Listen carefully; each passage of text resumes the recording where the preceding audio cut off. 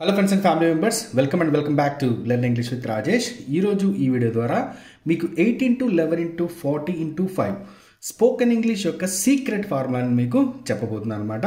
అంటే ఏం లేదండి, 8 ప్రొనౌన్స్ని 11 రకాల సెంటెన్సెస్తో, తర్వాత మన దగ్గర ఉన్నటువంటి 40 హెల్పింగ్ వెర్బ్స్ మరియు మోడల్ వెర్బ్స్తో, తర్వాత మనకున్నటువంటి 5 రకాల వెర్బ్ ఫామ్స్తో మనం మల్టిప్లై చేస్తే మనకి ఈ స్పోకెన్ ఇంగ్లీష్ సీక్రెట్ ఫార్ములా అనేది మనకి ఈజీగా వచ్చేస్తుంది అనమాట.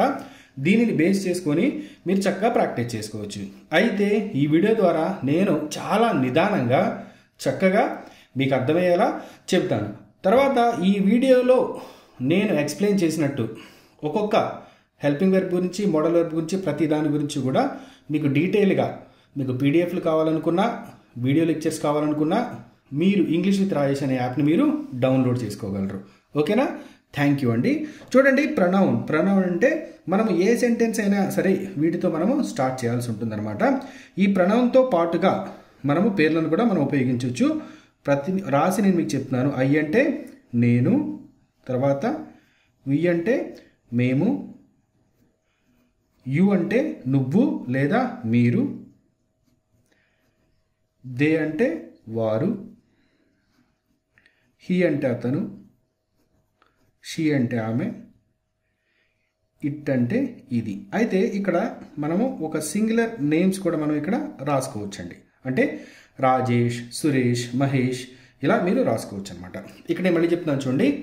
ఐ అంటే నేను, వి అంటే మేము, యు అంటే నువ్వు, దే అంటే వారు, హీ అంటే అతను, షీ అంటే ఆమె, ఇట్ అంటే ఇది, రాజేష్ అంటే ఒక వ్యక్తి పేరు అనమాట. ఏదైనా ఒక వాక్యాన్ని ప్రారంభించే ముందు వీటితో మనము ప్రారంభిస్తాము. వీటి ద్వారా మాత్రమే మిగతా సెంటెన్సెస్ అన్ని కూడా మనము నేర్చుకుంటాం అనమాట. తర్వాత వీటిని బేస్ చేసుకొని మనము ఒక హెల్పింగ్ వెర్బ్తో మనం ఒక సెంటెన్స్ని మనము నిర్మిద్దాం అనమాట. నిర్మించినప్పుడు ఏమవుతుందో చూడడం. అంటే నేను ఏదైనా ఒక పని చేస్తున్నాను, మేము ఏదైనా ఒక పని చేస్తున్నాము, నువ్వు లేదా మీరు ఏదైనా ఒక పని చేస్తున్నారు, వారు ఏదో ఒక పని చేస్తున్నారు, అతను ఏదో ఒక పని చేస్తున్నాడు, ఆమె ఏదో ఒక పని చేస్తుంది, ఇది ఏదో ఒక పని చేస్తుంది, రాజేష్ ఏదో ఒక పని చేస్తున్నారు అనమాట. ఇలా చెప్పే సందర్భాలను ఇంగ్లీష్లో ఎలా చెప్పాలి? అలా చెప్పడానికి 11 రకాల సెంటెన్సెస్ ఉన్నాయన్నమాట. ఇక్కడ ఈ 11 రకాల సెంటెన్సెస్ని నేను ఇక్కడ యు అనే ఎగ్జాంపుల్ ప్రొనౌన్ తీసుకొని నేను చేయబోతున్నాను అనమాట. యు అంటే తెలుసు కదా, నువ్వు లేదా మీరు అని. సో ఇక్కడ సింపుల్గా నేను ఏం చేస్తానంటే చూడండి, యూ కెన్ స్పీక్ అని రాస్తున్నాను. యూ కెన్ స్పీక్ అంటే మీరు మాట్లాడగలరు లేదా నువ్వు మాట్లాడగలరు.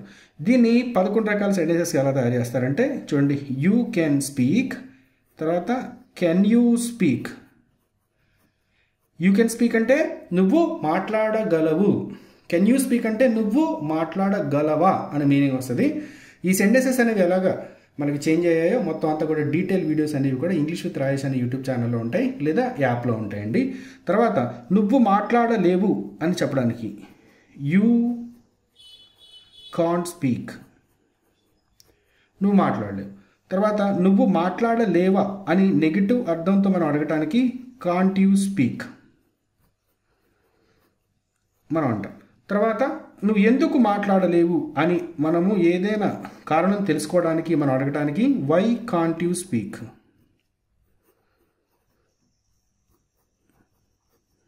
ఓకేనా? ఇందులో చూడండి, ఒక పాజిటివ్ సెంటెన్స్, ఒక నెగిటివ్ సెంటెన్స్, 3 రకాల క్వశ్చన్స్ అనమాట. అంటే మీరు ఎప్పుడైనా చూడండి, మనం ఏదైనా ఒక లాంగ్వేజ్ని నేర్చుకోవాలి అంటే మనకు ప్రశ్నలు అడగడం, సమాధానం చెప్పడం, ఎక్స్ప్లెయిన్ చేయడం కూడా రావాలి. వీటితో పాటు మనకి ఇంకా WH క్వశ్చన్స్ ఉన్నాయన్నమాట. ఈ WH క్వశ్చన్స్ ఏంటంటే చూడండి, వాట్ అంటే ఏంటి, వెన్ అంటే ఎప్పుడు, వేర్ అంటే ఎక్కడ, వై అంటే ఎందుకు, విచ్ అంటే ఏ అంటే మనం ఇక్కడ పక్కన టైం కానీ ప్లేస్ కానీ ఏదో ఒకటి మనం పెట్టుకోవచ్చు. తర్వాత హౌ అంటే ఎలా. చూడండి, ఇక్కడ వాట్ అంటే ఏంటి, వెన్ అంటే ఎప్పుడు, వేర్ అంటే ఎక్కడ, వై అంటే ఎందుకు, విచ్ అంటే ఏ, హౌ అంటే ఎలా. సో ఇక్కడ ఈ 1, 2, 3, 4, 5 ఈ 6 రకాల WH క్వశ్చన్ ఫామ్స్ని కూడా మనం నేర్చుకోవాలన్నమాట. ఇలా నేర్చుకున్నప్పుడు మనకి వీటి ద్వారా మనము ఈ 6 రకాల సెంటెన్సెస్ని మనం తయారు చేసుకుంటాం. ఏ సెంటెన్స్ని తయారు చేస్తాము అని చెప్పంటే ఇక్కడ మీరు చూడాలి, జాగ్రత్తగా చూడాలి. మనము ఇక్కడ ఉన్నటువంటి మనకి ఏంటంటే చెప్పాను కదా, ఇక్కడ ఉన్నటువంటి ఈ ఇంటరాగేటివ్ క్వశ్చన్ని మనం ఇక్కడ తీసుకొస్తాం అనమాట. వీటి ముందు పెడతాం, డబుల్ ఏజ్ క్వశ్చన్స్ ముందు పెడతాం.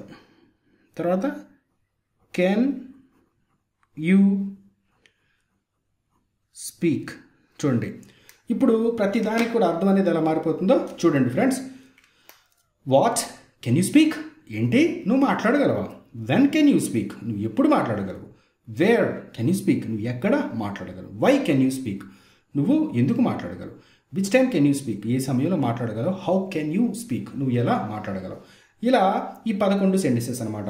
ఈ 11 సెంటెన్సెస్ యొక్క మీనింగ్స్ కూడా ఇప్పుడు మీకు చెప్తాను. యూ కెన్ స్పీక్, నువ్వు మాట్లాడగలవు. కెన్ యూ స్పీక్, నువ్వు మాట్లాడగలవా. యూ కాంట్ స్పీక్, నువ్వు మాట్లాడలేవు. కాంట్ యూ స్పీక్, నువ్వు మాట్లాడలేవా. వై కాంట్ యూ స్పీక్, నువ్వు ఎందుకు మాట్లాడలేవు. వాట్ కెన్ యూ స్పీక్, ఏంటి నువ్వు మాట్లాడగలవా. వెన్ కెన్ యూ స్పీక్, నువ్వు ఎప్పుడు మాట్లాడగలవు. వేర్ కెన్ యూ స్పీక్, నువ్వు ఎక్కడ మాట్లాడగలవు. వై కెన్ యూ స్పీక్, నువ్వు ఎందుకు మాట్లాడగలవు. Which time can you speak, నువ్వు ఏ సమయంలో మాట్లాడగలవు.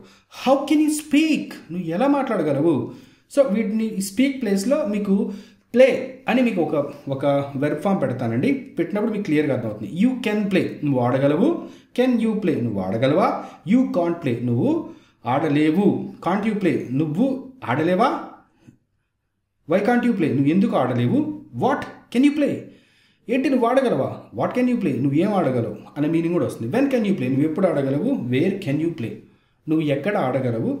వై కెన్ యూ ప్లే, నువ్వు ఎందుకు ఆడగలవు. Which time can you play, నువ్వు ఏ సమయంలో ఆడగలవు. హౌ కెన్ యూ ప్లే, నువ్వు ఎలా ఆడగలవు.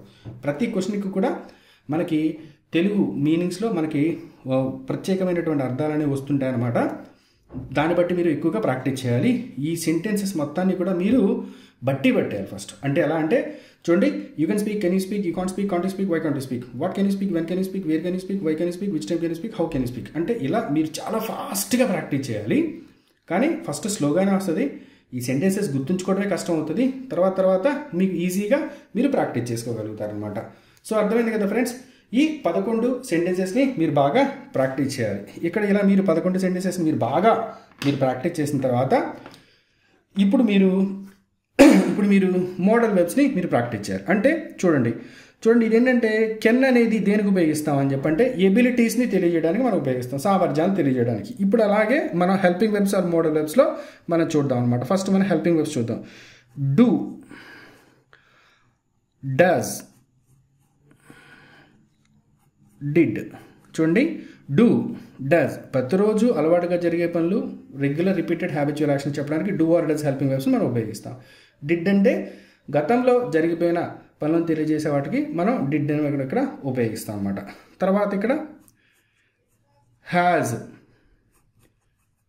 హ్యావ్, హ్యాడ్ ఈ మధ్యనే లేదా ఇంత క్రితం పూర్తయిన పనులకి హ్యాజ్, హ్యావ్ ఉపయోగిస్తాము. గతంలో ఒక ఖచ్చితమైన సమయానికి పూర్తయిన పనులకు మనం హ్యాడ్ ఉపయోగిస్తాం. తర్వాత చూడండి, will have or shall have. ఈ will have or shall have ఏంటంటే భవిష్యత్తులో ఒక ఖచ్చితమైన సమయానికి పూర్తయ్యే పనులను మనం ఉపయోగిస్తాం అన్నమాట. తర్వాత మరి ఇక్కడ చూడండి, హ్యాస్ బీన్, తర్వాత have been. Has been or have been ఏం చేస్తాం అంటే గతంలో ఒక ఖచ్చితమైన సమయంలో ప్రారంభమైన పని గతంలో కొంతకాలం పాటు కొనసాగుతూ, ప్రస్తుతం కూడా కొనసాగుతూ, భవిష్యత్తులో కూడా కొనసాగుతూ ఉంటే అటువంటి పనులను తెలియజేయడానికి మనం has been or have been ఇక్కడ మనం ఉపయోగిస్తాం అనమాట. సో తర్వాత మనం ఇక్కడ ఇంకోటి ఏంటంటే హ్యాడ్ బీన్. ఈ హ్యాడ్ బీన్ ఏంటంటే గతంలో ఒకనొక సమయంలో ప్రారంభమైన పని గతంలో ఒకనొక సమయం వరకు కొనసాగి గతంలో ఇంకొకనొక సమయం వరకు కొనసాగుతూ ఉంటే అటువంటి పనులను తెలియజేయడానికి హ్యాడ్ బీన్ అనేది ఉపయోగిస్తాం అనమాట. తర్వాత మనము విల్ హ్యావ్ బీన్, దీని గురించి పెద్దగా అవసరం లేదు కానీ మీకు చెప్తున్నాను అనమాట. తర్వాత ఇవన్నీ కూడా మనకి దేని కిందకి వస్తాయంటే మనకి హెల్పింగ్ వెర్బ్స్ కిందకి వస్తాయన్నమాట. సో తర్వాత మనము మోడల్ వెర్బ్స్ చూద్దాం అనమాట. మోడల్ వెర్బ్స్లో మనకి model verbs, helping verbs club చేసి మీకు చెప్తాను, మీరు వేరేలా అనుకోవద్దు. వీటన్నిటిని మీరు నేర్చుకోవాలన్నమాట. చూడండి, విల్, వుడ్ భవిష్యత్తులో జరిగే పనులు తెలియజేయడానికి, లేదంటే మీకు కొంచెం అటు పాస్ట్ హ్యాబిచువల్ యాక్షన్స్ కావచ్చు, భవిష్యత్తులో మీకు రిక్వెస్టింగ్ యాక్షన్స్ కూడా కావచ్చు. తర్వాత కెన్ సామర్థ్యాలను తెలియజేసేది కావచ్చు. కుడ్ ప్రస్తుత సామర్థ్యం, కెన్ గత సామర్థ్యం, కుడ్ అనమాట. తర్వాత షెల్ మీకు రిక్వెస్టింగ్ కావచ్చు. షుడ్ ఖచ్చితంగా చేయాల్సిన పనులు కావచ్చు. తర్వాత మస్ట్ 100% మీరు చేయాల్సిన పనులు, ఖచ్చితంగా చేయాల్సిన పనులు. మైట్ మీరు చేసి ఉన్న పనులు అనమాట. ఒకవేళ అవి తెలియజేయడానికి ఉపయోగించుకోవచ్చు. తర్వాత నీడ్ టు, చేయాల్సిన అవసరం ఉన్న పనులు. తర్వాత మనకి వాంట్ టు, మనం చేయాలనుకుంటున్న పనులు. తర్వాత యూజ్ టు. సో ఇవి ఏంటంటే గతంలో అలవాటుగా జరిగే పనులను తెలియజేయడానికి మనం ఇక్కడ ఉపయోగించుకోవచ్చు. తర్వాత ఇక్కడ కొన్ని చూడండి, మీకు చెప్తాను. Has to, have to, just చేయాల్సిన పనులు తెలియజేయడానికి మీకు హ్యాస్ టు, హ్యావ్ టు అనేది మనకి ఇక్కడ ఉపయోగిస్తాము. తర్వాత wants to, dare to, needs to. అయితే ఇక్కడ మీరు ఒక పదం మీరు గుర్తుంచుకోవాలన్నమాట. ఎక్కడైతే ఇక్కడ ఎస్ వస్తుందో, ఎక్కడైతే ఇక్కడ మీకు ఎస్ వచ్చిందో, ఇవన్నీ కూడా మీరు హీ షీట్ల తర్వాత మీరు ఉపయోగించుకుంటారు అన్నమాట. అంతకుమించి ఏం లేదండి, చాలా సింపుల్. తర్వాత ఇప్పుడు మీరు ఉపయోగించుకోవాల్సినవి ఏంటంటే కొన్ని ఉన్నాయన్నమాట. మీరు ఇంకా ఉపయోగించుకోవాల్సినవి అవి ఏంటంటే చూడండి, ఇక్కడ చక్కగా రాస్తున్నాను మీకు. Am, is, are, was, were, will be, shall be, would be. తర్వాత ఇక్కడ మీకు చెప్తున్నానండి. Could be, should be, might have, would have, etcetera, ఇవన్నీ అనమాట. సో ఈ 40 సెంటెన్సెస్ని మీరు ఇలా ప్రాక్టీస్ చేసుకోవాలి. ఇప్పుడు నేనేం చేస్తానంటే, ఇందాక కెన్ మీద ఒక ఎగ్జాంపుల్ చెప్పాను కదా ఐతో, ఇప్పుడు హీతో ఒక ఎగ్జాంపుల్ చెప్తా. మీకు చూడండి, ఇక్కడ మీకు ఏంటంటే హీ గోస్ టు టెంపుల్, ఇక్కడ రాసా అనమాట. Does he go to temple, he goes to temple, అతను ప్రతిరోజు టెంపుల్కి, he goes to temple regularly, అతను టెంపుల్కి రెగ్యులర్గా వెళ్తుంటాడు. Does he go to temple regularly, అతను టెంపుల్కి రెగ్యులర్గా వెళ్తుంటాడా. He doesn't go to temple regularly, అతను టెంపుల్కి రెగ్యులర్గా వెళ్ళడు. He doesn't go to temple regularly, అతను టెంపుల్కి రెగ్యులర్గా వెళ్ళడు. Doesn't he go to temple regularly, అతను టెంపుల్కి రెగ్యులర్గా వెళ్ళడా. Why doesn't he go to temple regularly, అతను టెంపుల్కి రెగ్యులర్గా ఎందుకు వెళ్ళడు. What does he go to temple, ఏంటి అతను టెంపుల్కి వెళ్తాడా. When does he go to temple, అతను టెంపుల్కి ఎప్పుడు వెళతాడు. Where does he go to temple, అంటే ఇది కొంచెం మీనింగ్ అనేది కొంచెం యాక్వర్డ్గా వస్తుంది అనమాట. అతను టెంపుల్కి ఎక్కడికి వెళతాడు. Why does he go to temple, అతను టెంపుల్కి ఎందుకు వెళతాడు. Which time does he go to temple, అతను ఏ సమయంలో టెంపుల్కి వెళతాడు. How does he go to temple, అతను టెంపుల్కి ఎలా వెళతాడు. ఈ రకమైనటువంటి మీనింగ్స్ అనేవి వస్తాయి అనమాట. ఇలా ఐతోను, వీతోను, యూతోను, దేతోను, హీతోను, షీతోను, ఇట్తోను, రాజేష్తోను మీరు అలా ప్రాక్టీస్ చేసుకోవాలన్నమాట. మొత్తం స్పోకెన్ ఇంగ్లీష్ మొత్తం అంతా కూడా ఇక్కడ ఉంది మనకి ఇక్కడ. అయితే అంతా బాగానే ఉంది. ఇక్కడ మళ్ళీ ఈ వెర్బ్ ఫామ్స్ ఏంటి, దీని కథ ఏంటి, మనం అది కూడా ఒకసారి మనం చూద్దాం అనమాట. మనకి వెర్బ్ ఫామ్ అంటే వెర్బ్ అంటే క్రియ. మనకి ఎన్ని రకాల క్రియారూపాలు ఉన్నాయంటే మనకి 5 రకాల క్రియారూపాలు ఉన్నాయి. V1, V2, V3, V4, తర్వాత V5. మనకి 5 రకాల క్రియారూపాలు ఉన్నాయి. ఈ 5 రకాల క్రియారూపాలు మనకి చాలా బాగా ఉపయోగపడతాయి అన్నమాట. ఎందుకు ఉపయోగపడతాయంటే చూడండి, ప్రస్తుతం జరుగుతున్న పనులు కావచ్చు, ఈ మధ్యన ఇంత క్రితం జరిగిన పనులు కావచ్చు, తర్వాత భవిష్యత్తులో జరిగే పనులు కావచ్చు, తర్వాత ఇప్పుడు ప్రస్తుతం జరుగుతున్న పనులు కావచ్చు. వీటన్నిటి గురించి తెలుసుకోవడానికి మనకి ఏంటంటే వెర్బ్ ఫామ్సే ముఖ్యంగా ఉపయోగపడతాయి. V1 అంటే మీకు ఇక్కడ చూడండి, దీన్ని స్పీక్ అంటే ప్రజెంట్ ఫామ్గా మనం చెప్పుకోవచ్చు అనమాట. తర్వాత V2 స్పోక్ అవుతుంది. ఈ స్పోక్ అనేది అంటే గతంలో జరిగిన పనులు తెలియజేస్తుంది అనమాట. V3 స్పోకెన్, ఇది మనకి ఏం చేస్తుందంటే ప్రజెంట్ పర్ఫెక్ట్ యాక్షన్స్ తెలుస్తుంది అనమాట. అంటే హ్యాస్, హ్యావ్, హ్యాడ్ల తర్వాత విల్ హ్యావ్ తర్వాత మనకి ఇది ఉపయోగించుకోవాల్సి వస్తుంది. V4 అనేది ఏంటంటే స్పీకింగ్. V4 అనేది ఏంటంటే స్పీకింగ్ అనమాట. అంటే ఈ స్పీక్కి మన ING ఫామ్ అనేది యాడ్ చేస్తాం. ప్రస్తుతం జరుగుతూ ఉన్నటువంటి పనులను తెలియజేయడానికి మనకి V4 అనేది మనకి ఉపయోగపడుతుంది అనమాట. తర్వాత V5 అనేది దేనికి ఉపయోగపడుతుంది అంటే మనకి బేస్ ఫామ్ ఉంది కదా స్పీక్, దీనికి SRES అనేది మనం జాయిన్ చేస్తాం అనమాట. సో ఈ రకంగా speak, spoke, spoken, speaking, speaks అనమాట. సో ఇక్కడ మీరంతా చేయాల్సిన ఏంటంటే ఈ 8 రకాల ప్రొనౌన్స్ని ఈ 11 సెంటెన్సెస్తో 40 మోడల్ వెర్బ్స్తో తర్వాత ఈ 5 వెర్బ్ ఫామ్స్తో మీరు మల్టిప్లై చేసుకుంటే మీకు n నెంబర్ ఆఫ్ సెంటెన్సెస్ అనేవి మీకు ఫామ్ అవుతాయి. వాటన్నిటినీ కూడా మీరు పర్ఫెక్ట్గా మీరు ప్రాక్టీస్ చేసుకొని రెగ్యులర్ యూసేజ్లో మీరు పెట్టుకోగలిగితే చాలా చాలా బాగుంటుంది. అయితే ఇక్కడ విషయం ఏంటంటే ఇవన్నీ మేమంతా చేయలేము, మాకు ఒక పీడిఎఫ్ కానీ మేము చదువుకోవడానికి మాకు వీడియో ట్యూటోరియల్స్ కావాలంటే ఇంగ్లీష్ విత్ రాజేష్ యాప్లోకి మీరు దయచేసి మీరు ఇంగ్లీష్ విత్ రాజేష్ యాప్ని మీరు డౌన్లోడ్ చేసుకొని మీకు కావాల్సిన కోర్స్ని అతి తక్కువ ప్రైస్కి మీరు కొనుగోలు చేసుకోగలరు. The name of the app is English with Rajesh app. ఇందులో మీకు ఫ్రీ అండ్ పెయిడ్ కోర్సెస్ కూడా మీకు ఉన్నాయండి, మర్చిపోవద్దు. ఓకేనా? సో ఈ రకంగా మీరు ఫాలో అవ్వండి. ఈ వీడియో కనుక మీకు నచ్చినట్లయితే మీ ఫ్రెండ్స్ అండ్ ఫ్యామిలీ మెంబర్స్కి షేర్ చేయండి. ఓకేనా?